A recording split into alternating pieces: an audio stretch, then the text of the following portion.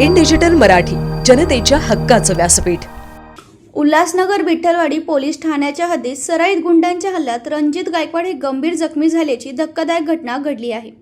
Ulhasnagar camp 5 Tanaji नगरमध्ये राहणारे रणजित गायकवाड यांच्या स्थानिक सराईत गुंडे विक्की उर्फ विक्रम कोठरकर याच्याशी पूर्वीपासून वाद सुरू होता। मंगळवारी सायंकाळी 6:30 वाजल्याच्या सुमारास गायकवाड आपल्या मोटरसायकलवर पत्नी, मुलगा आणि सासऱ्यांसह रेल्वे स्थानकाच्या दिशेने जात होते।